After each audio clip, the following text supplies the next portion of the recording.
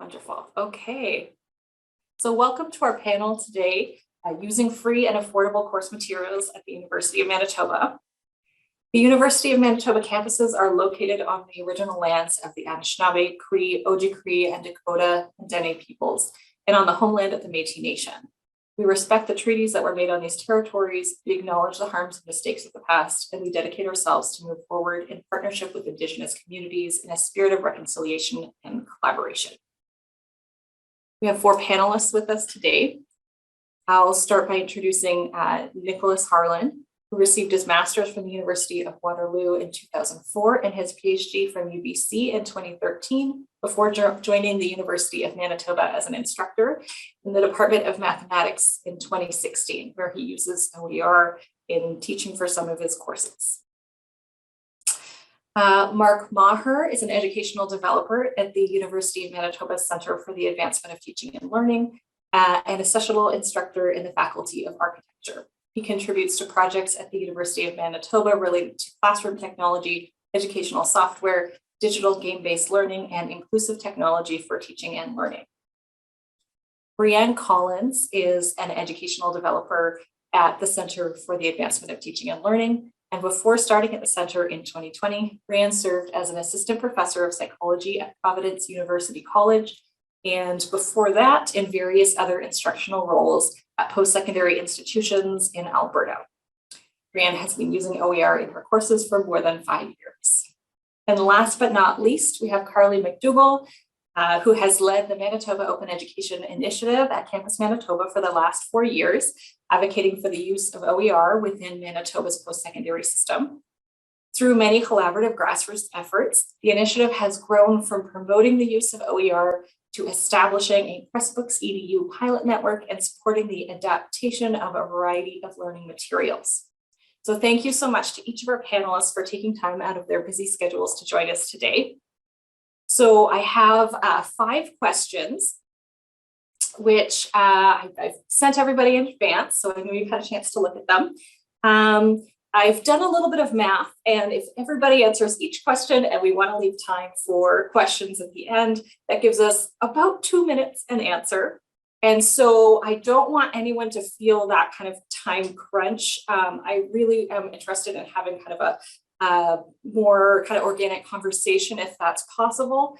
I know it's hard on these medium, or this medium, I guess. So, so my thoughts are, if we can kind of, I'll go through, and after I ask a question, kind of go through one at a time and ask each of you to respond. But if you want to build on someone else or respond to what someone else has talked about, that's fantastic too.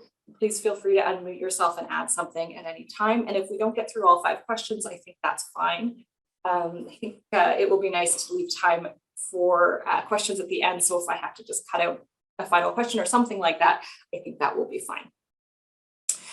So the first question I was going to pose today has to do with your early experiences of OER. I'd really like to learn what it is that appealed to you about OER. What was it that interested you, and kind of how you became involved in this work? So I guess maybe just going through by order of the bios that I read. Can we start with Nick? Yeah, sure. So in terms of where early experiences in OER, so OER kind of, as I'm sure everyone knows, has been evolving over time, where it was, some resources here, some resources there, then some textbooks and some not textbooks. So it's always something that had been familiar with, but really the kind of push that we've been doing sort of started happening a few years ago, where, speaking to students, and a lot of students who that was a barrier to them getting the textbook, whether it be financial or otherwise, is kind of what started to push it in that direction, which is where a lot of me and some of my colleagues, we started to look into it a lot more seriously and started to look at the possibilities of what we could do in mathematics. So that's sort of where all that started for us. That's fantastic. Thank you. Mark, can I have you go next? Yeah, sure. So yeah, I think the the time when I was introduced to OER was in a class in grad school, which was a class, this was architecture grad school for on data visualization. And looking back, I think that class, it was kind of a crash course in how to use open content in teaching, because the whole ethos of the class was around sharing information and making information public and being intentional about the way that you make information public. So all of our assignments in that class, we would share with everyone else in the class. And for each new assignment, you had to build on the work of someone else in the class. So we were doing these coding projects of visualizing data, and we were always learning sort of by intention from the other students in the class. And it was such a fantastic discovery that it was kind of twofold. On one hand, that the work that you produced as a student had intrinsic value, that it could be used by others for learning, and also that you could learn from your peers in this really direct way. So it was, although the word OER wasn't used, or the term wasn't used in the class, I think it was a really fantastic example for me of how that I suppose that ethos of making student work public, or at least making information public, can really benefit teaching and learning. That's really neat. And I think it really feels very inspiring to me in terms of working with grad students and helping them to see kind of a future in open research and teaching and all of that stuff. Brianne, can I have you next? Sure. So I was trying to think back as we were preparing for this, and I don't recall any professors that I had ever in school, really, even through grad school, either use OERs. But as I started to teach, I started, as a student, I remember how difficult it was to pay for textbooks and some of the frustrations around that, I think. And so then as I started to teach, I started to realize, or I guess remember, I suppose, or remind myself of the difficulty of that side of things in terms of cost.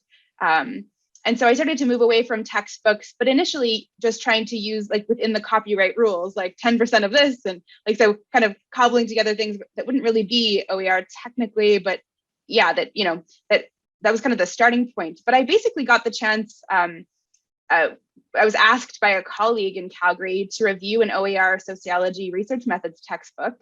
And it was for BC Campus Open Ed. And at the time I was still a graduate student, and they offered some, I think it was like a small honorarium. And I think you must know that, you're like, ooh, money, excellent. And so I initially just did it more for that, even though I just didn't know much about OER. But I think from that, I encountered another book in that process.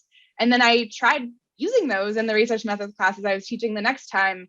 And then I know we'll get to student responses, but then that kind of carried on. But I guess I just, to answer the other part, I think, of this question, just about like what kind of interested me within that, was just the flexibility it enabled me in how I structured courses, like the topics, that I was now able to explore, or not go into as much depth, or go into more depth, and wasn't bound to a textbook in that way. And then also the issue of students saving money was really important, especially as things like housing and food insecurity continue to increase among students. So for me, it was also it was appealing because it was one way, among others, to communicate care for students increasingly. And so I think that those aspects were especially important. I love that. And Carley, you might have something to share about honorariums, honoraria for us here. Yes, well. yeah. Well, I started with Campus Manitoba in 2018. The Manitoba Open Education Initiative launched in 2015. And that initial mandate was to be able to not only mirror the BC Campus collection of their open resources, but also to be able to get 25 reviews, and that's what we were funded for, 25 reviews of open educational resources from our collection or others. And so that's actually where we started. We started with a lot of, when I started in 2018, we were at probably $250,000 of student savings. We were doing a lot of either one-on-one or very small presentations to anyone, and I still will do a presentation to anyone who wants to hear. it's evolved from there. And so, yeah, we still do the honorariums, $250 to be able to do a review, but we've also now been able to help support folks who want to adapt or adopt or create resources as well. So we've gone from, $250,000 in student savings to over 2 million. And the engagement that we see in the initiative is really exciting. And when you talk about, the interests and I love that care that you can show for students, because I felt the same way when I started. I am that far from being a student, but I don't feel that far, where I know how expensive it was, how difficult everything was to manage everything. And I think what really gets me is the impact. So, for example, the University of Manitoba this past year, there was 2 folks who had reported adopting a resource within their classrooms, and it's led to over $200,000 in student savings at the University of Manitoba. 2 folks, $200,000 in student savings, and I find that to be just impeccable. That return on investment is something worth being excited over. Yeah, and if you think too about the impact at the individual level, that one student saving that kind of $150, $200, that could be really significant for a student. So that's really exciting too. Okay, so the next question was, can you talk about an element of your OER work that you're particularly proud of? So, for example, a project or experience that you had. Let's go backwards this time, just to mix things up. So, Brianne, do you mind getting us started on this one?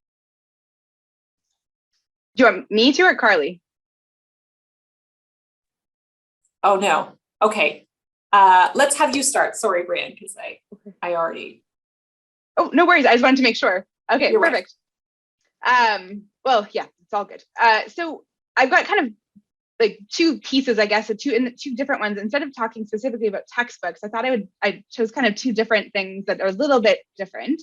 So one of them is that recently I've been working on a side project, not connected directly to my current job, but as a content developer for a course in extended ed.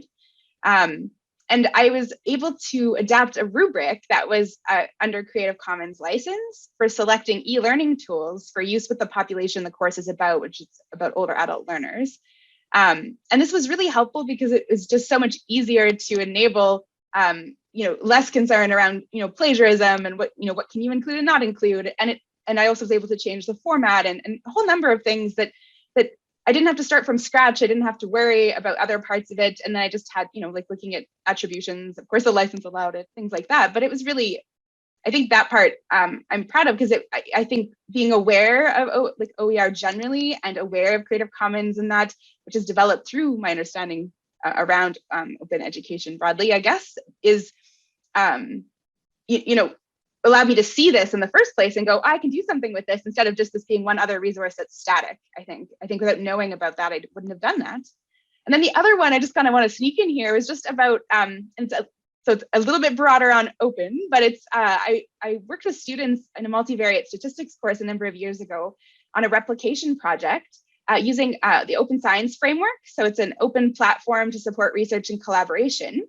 And we were part of, it was a psych initiative primarily. So it was called the Collaborative Replications and Education Project. And the idea was that you run these replications in your classes, and then you can add all of the data together, and they'll work on a publication on a replication project that is much bigger. And in psychology, continuously for the last 5+ years, replication has been such a concern. And so it's really neat, and I'm proud of it because it showed students how to work with scholars and others outside the institution, and how that gets enabled in an open science framework. Part of what Mark, I think, was talking about in many ways with his first example. And then also to see, like how they could do science out in the open, I suppose, as opposed to the way it often gets done when we see it is closed, and often in journal articles, it's closed in so many ways. So I think it really helped to do that. And of course, it's an authentic assessment because it's a real life thing we're doing. So there's lots of cool things about that one. So hope it's okay to sneak that one in here. That is so neat. And you're, of course, combining all of my areas of interest. So I love that story. Thanks, Brianne. Carly, can I have you go next?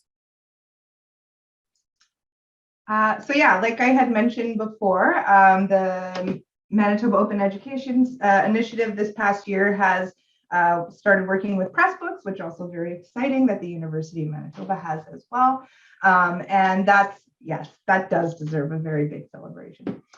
And that's been, you know, a lot of work to be able to get to that point, to be able to support folks, to be able to create and adapt resources within that platform. But in combination with that, as we were launching the pilot network, we collaborated with folks from Assiniboine Community College and Brandon University, elders, knowledge keepers, and community members to be able to adapt the Pulling Together, BC Campuses Pulling Together Foundational Guide to be geared towards history of folks who are in the Westman region. And so, you know, sometimes it's not always easy to collaborate amongst partner institutions, and with different institutions have different priorities and different needs. And so the fact that we were able to do this Indigenous-led project, do it in a decolonized way, and have such a great result that resulted in a training resource that is being used by ACC and BU. And, you know, our hope is that other institutions will take this resource and be able to cater it to their region. And so, you know, it was an incredible learning time for all of us. And I'm just really proud of what has come from it. And I think also of what can come from it is exciting as well. So I was really proud of being one small part of that project. It is really neat. And I think if anyone is interested in learning more, I know I learned a ton at that Open Education 2021 conference. There is a session on that, which I find fantastic. And okay, Carly can send us the link. It's still available online. So thank you. Mark, did you want to go next with a project you're proud of? Yeah, sure, Janice. So yeah, I was going to build on what Brianne was talking about in terms of, I guess, talking about what OER can enable in teaching in terms of engaging students in the same sort of processes of investigation and research that would be or sort of are part of their profession or part of the discipline that they're sort of learning or the methods and content which they're learning in their courses. So one of the things that I found really exciting is, you know, in terms of teaching data visualization over a period of about 10 years, that was a course that I initially attended as a student myself, and then taught over a period of time for architecture students who are using open, sort of publicly available data in their design projects by producing visualizations and analyses of that data. And just the data that was available changed so much during that time, like over the last 10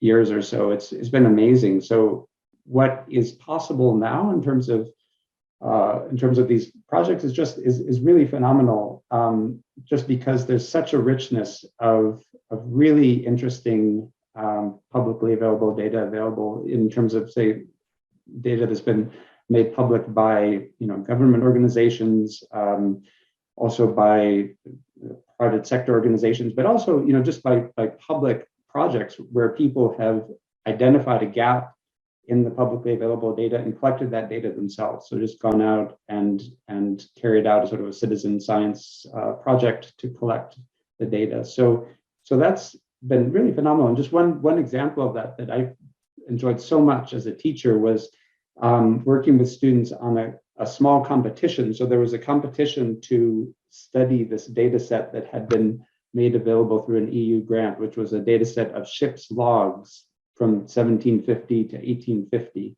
And it was basically looking at all of these, there were millions of entries in historic ships' logs that documented things like ocean temperature and air temperature and animal sightings and the winds and also historical events that were encountered by these ships over time, as well as their sort of rough geographic location from day to day. And it was so amazing to see students take this really rich source of information and dive into it using open source software and explore it in a way that was really self-directed and very very creative and very I suppose, yeah, exciting for the students. So I think what that enabled, that data, just the availability of the data and the tools that the students, the freely available tools the students were able to use, really enabled a kind of student agency and confidence that I think would have been hard to achieve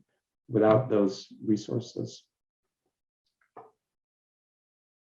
That's so neat, and that really inspires me, I have to say, to do a better job of tracking my own statistics at work. So thank you, Mark. Nick, do you want to share a project that you're proud of? Yeah, so the big project in math that we accomplished over the last few years was to take our biggest course, which is our introductory differential calculus course, and turn it into and use open educated resources. And one of the challenges of that was the fact that we have a way of doing things here and teaching things and stuff that we tend to focus on that may not be the same as what other people do in other places. So one of the nice things, and Carly and her team at Campus Manitoba certainly helped with this, was to get an open educated resource and being able to adapt it. And that's exactly what we did with our calculus class, removing the stuff that we don't like, adding stuff in if we do things a different way, and just being able to have that kind of flexibility. And me and a couple others in our department worked on doing that to get that set up. And now that's the book. I'm on sabbatical now, so I'm assuming that it'll still use this term, but that's what the book that we've been using for the last couple of years, and it seems to be working quite well. And also, while that was the course we focused most on, I mean, it was being used for our second course in calculus as well, and the intention to go even further. And so that's kind of where we're starting, and we're going to be seeing if we can do some more stuff in similar veins or in other ways to expand what we've been doing. That's fantastic. Thank you so much for sharing about that. So the next question is how your students have responded to their encounters with OER in the classrooms. We often talk about the benefits for students, and so I would love to hear kind of what you're hearing from students and all of that. So maybe we'll do the opposite again, and Nick, I'll have you start here if you don't mind. For sure, absolutely. And so one of the things, of course, that we did after the first term, even though we pretty much expected the response that we got, was to survey the students in terms of how they liked it. And we got quite a bit from students who had been around for a while. One of the things about starting something as fall in an intro course is that some of them don't know any different in terms of what they were doing. But for those who had been around for a while, we got quite a positive response from it. We had some, I shouldn't say negative responses, but obviously some suggestions that they had that we tried to incorporate into some later versions as well. But the overall narrative was the fact that they thought it was a great idea. And I mean, taking away a couple $100 that they would have to pay is probably never going to give you a negative response. So they seem to be particularly pleased with it. That's great, thanks. Mark? There we go. Yeah, so yeah, I guess a couple of ways that I've used open resources in teaching are in open software and also open assignments, in the sense of reuse of student assignments. And with open software, something that I've tried to do in a couple of classes is to collaborate with software developers who are actively developing a piece of software that can be used in the class.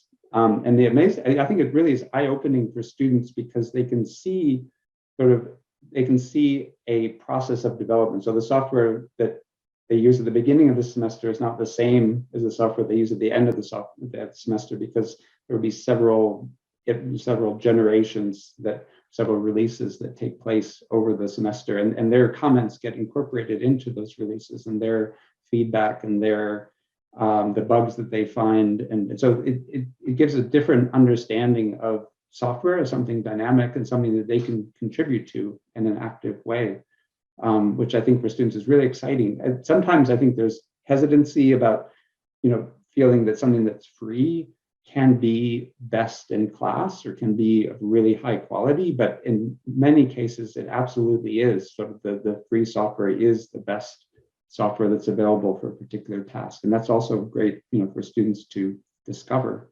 And in terms of assignments, I think it's really great, as a number of people have mentioned, for students to be able to, through the work that they do, the work that they produce in the class, to have a sense that they're contributing to knowledge in their field. And even if it's a very modest contribution, to have this idea that you are producing something that has value to others, and and having the opportunity to publish that work in an intentional way, whether it's just within the class to share with your classmates, or perhaps to share more broadly through an OER that gets released as a sort of compilation, or as a collection of work that was produced in that class. So I think that idea of making a contribution to knowledge and being able to have, I suppose, creative control over your own work in the class is really I think students have responded very positively to that element. That's fantastic. Brianne? Yeah, so I guess I'll pretty much echo what Nick said. I think it's true that if you take away, a cost, there's very few students, I think, who ultimately will object.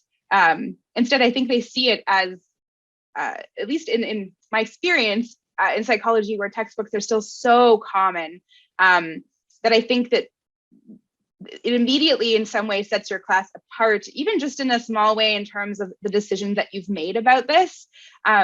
And so there's been many students over the years who've just said how appreciative they are that they didn't need to buy one more book, or, that kind of thing. And I think one of the things I would say that kind of helped enable maybe good encounters too was really talking to students about why consistently. So talking to them about why I'm using OER, what an OER is, why they're there, who created them, the fact that, can we, I wouldn't have talked in Creative Commons sense a few years ago about it. I might now, but you could add that in too about, can we adapt it?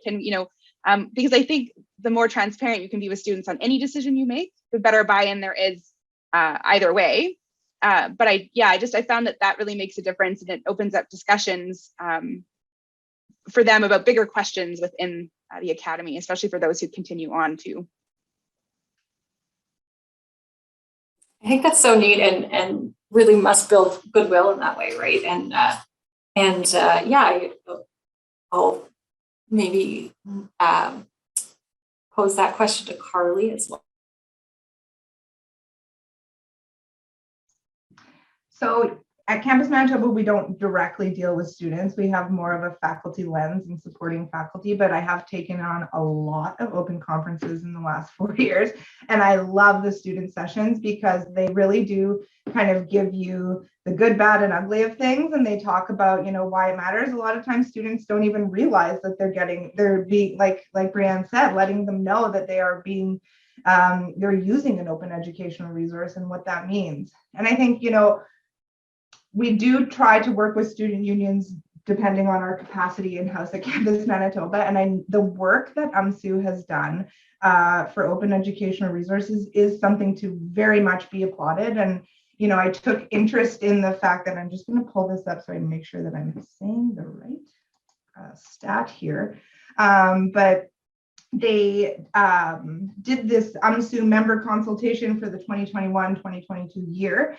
And the top priority for folks for that consultation on how the spending should happen is that there should be the most people ask for adoption of free digital textbooks. And that was on top of mental health supports, enhanced online learning platforms. And that really, to me, I spoke to how much students really want this and how the importance that they place on it. So I just love that stat. And I think it's so important. UMSU has actually a ton of great stats on open education at University of Manitoba. So kudos to the work that the students are doing at your institution.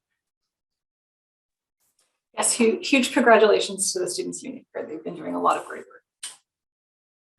Okay, so next I was going to ask what challenges you've encountered in working with OER. I know, you've alluded to a couple here and there. And maybe, so once again, we'll go backwards. We'll have Carley start maybe this time. When I started the challenge, my biggest challenge was just describing what open education is and why it matters, and kind of getting a lot of those preconceived notions of quality of the resources and the work, and attributing that work and why it still matters that you're doing that work. So I think that was a lot of, in the beginning, kind of the challenges that I was having. And honestly, this isn't my challenge, but the challenge that I see in open education is that so many folks are doing this work off the side of their desks, and folks have so much going on. And I think it's hard to be able to fully prioritize something when you're trying to do so many different things. And so, funding seems to be a challenge.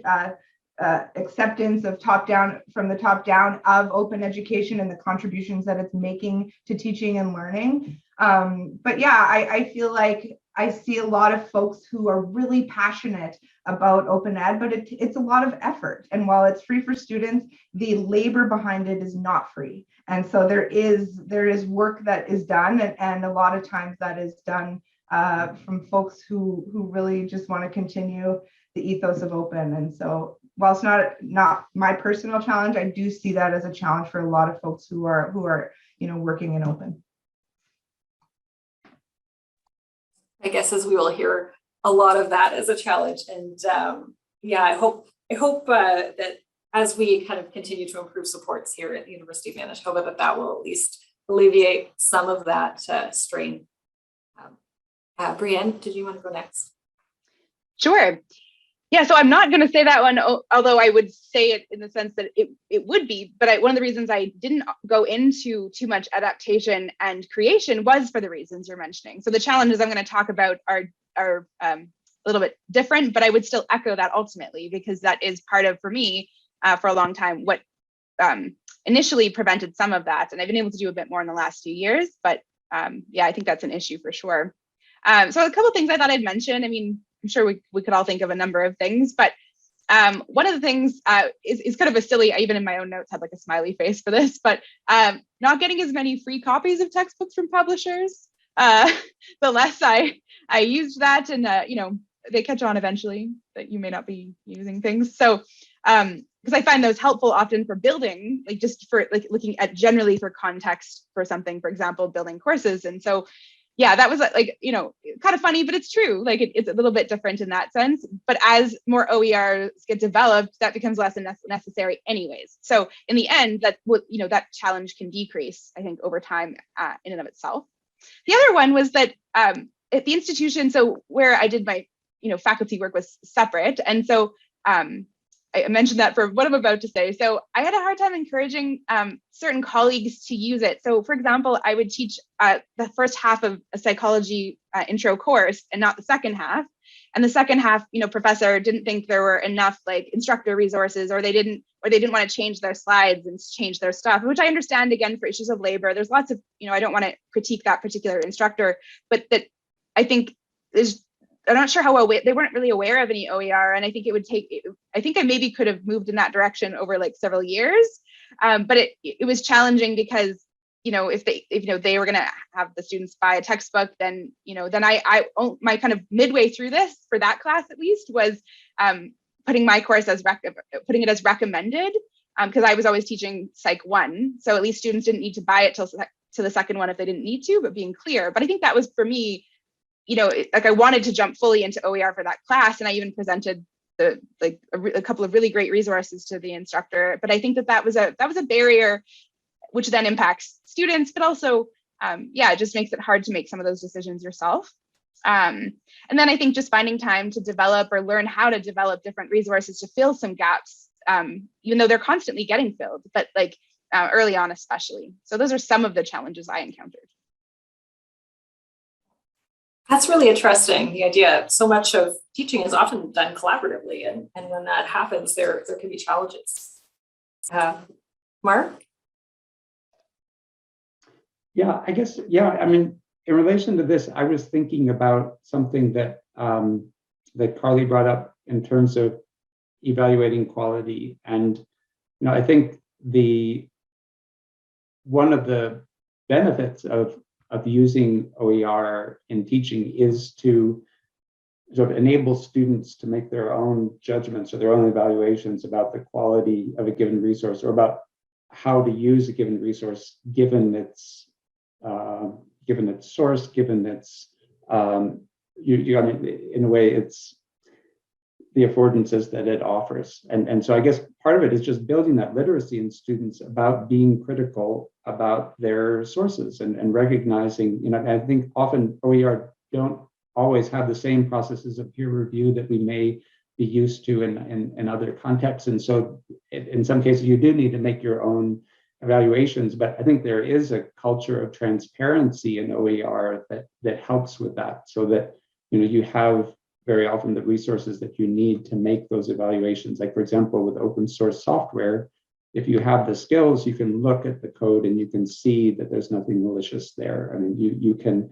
make your own evaluation, or you can make your own evaluation about the quality of that particular piece of code. Or if it's I think in the sciences that aspect of open data and transparency around sharing research data is hugely valuable, and also helps with the evaluation of quality and the evaluation of results. And so I think for students it's really a tremendous lesson to see, on one hand, yes, it's challenging to be in this world where there is such a diversity of content, and that hasn't necessarily been assessed in a top-down fashion, or hasn't necessarily been through a process of rigorous evaluation, but where all the information that you need to make that evaluation is available in many cases. So I think that's really a good challenge. That's so interesting. Nick, can you share about some challenges that you face? Yeah, well, I think Carly and Brianne certainly touched upon most of ours, which is just a little bit of buy-in. Fortunately, in math, there wasn't too much of a challenge with the buy-in. Maybe one of the things is that our normal textbook had new editions every 2 or 3 years, so people were always used to having to change stuff anyway, as minor as they might be from time to time. But mostly just in terms of like manpower. One of the biggest issues, and funding, we've actually gotten a bit of funding, but just trying to find people, for example, and this is partially a product of the pandemic, is that our grad student pool has been a little bit lower.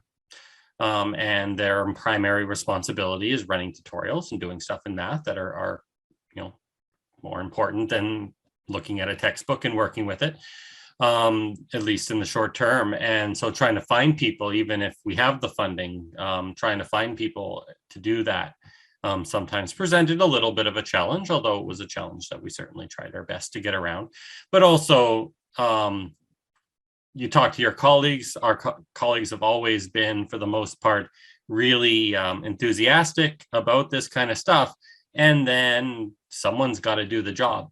And then all of a sudden it's a little bit harder to find the people that have that kind of time. So it's something that we're certainly working through and doing our best to get done.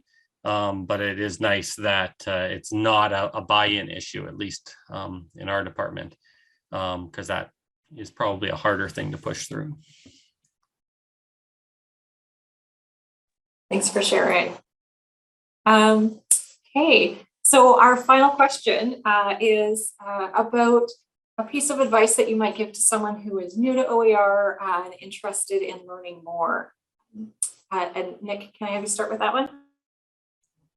Sure, and again, it kind of builds off of what I was saying before, which is just trying to see how much buy-in. I know that 3-4 years ago when we started this project, we went to one of the open ed things that they were putting on in University Center. And you go there, you might go there with a colleague and stuff like that and take a look, but it feels like you're kind of on your own. And then you actually start talking to your colleagues and you realize, oh, everybody kind of wants this, but everyone's too busy or other things to really know that. So certainly talking and trying to see if you do have that kind of buy-in from the department. And then just honestly, just reach out to Carley, and unfortunately, Dylan seems to have moved on there at Campus Manitoba, but just talk to them and they have tons of resources to help get you started. Nothing is starting from scratch, that's for sure. They definitely have the resources to get you going. That's so fantastic. And yeah, sometimes just starting those conversations can be that important first step. And then Mark?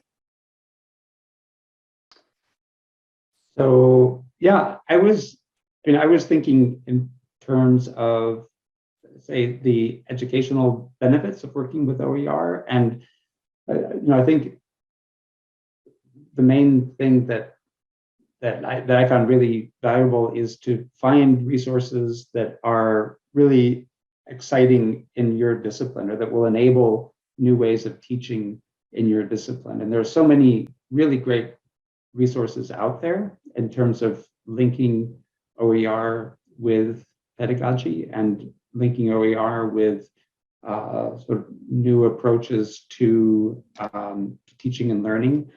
So yeah, I would just recommend finding something that is an exciting entry point in terms of something that you want to accomplish in terms of teaching, and how thinking about how an OER might be able to enable that. And I think one thing, for me, the entry point to OER has been through digital tools, because that's something I'm interested in, and that's something that I've been involved in teaching. But I think it's worthwhile to say that equally, OER can be very hands-on and physical. They're not necessarily digital. Like, for example, like OER patterns for origami or OER. I mean, you can have sort of resources that have a very tangible result. And I think that's important to realize too, that OER are not, although the internet has been an incredible resource for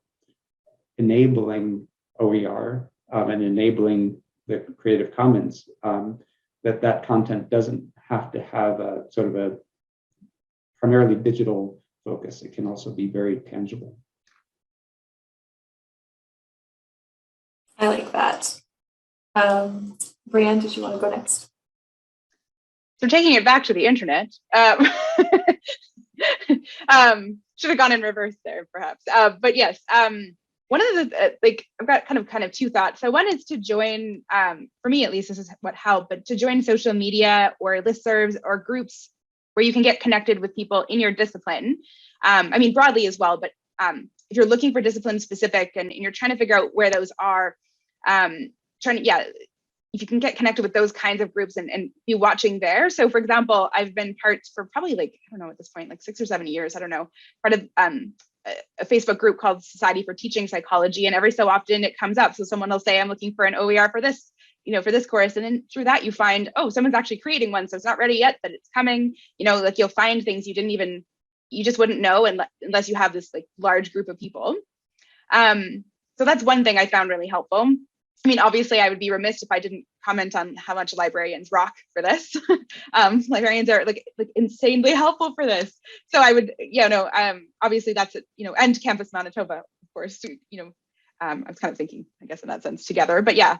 So I guess it was 3 things. I was going to just also add that I think one of the things I didn't really understand earlier on, or just maybe got stuck in, was realizing that you can mix and match available OER. So you're not looking, you don't necessarily need to look for one thing that covers everything in your class, or, you know, and I think that that really freed me to think about, kind of like I mentioned at the beginning, like that I was initially doing some, you know, some working within the bounds of copyright, you know, but doing that kind of version of, you know, taking pieces, but doing that with OER instead. Yeah, I just didn't realize that was as much of a possibility, and it's great because, again, it's very flexible too, and yeah, I just found that really helpful. Yeah, that sounds like a great first step. Carley?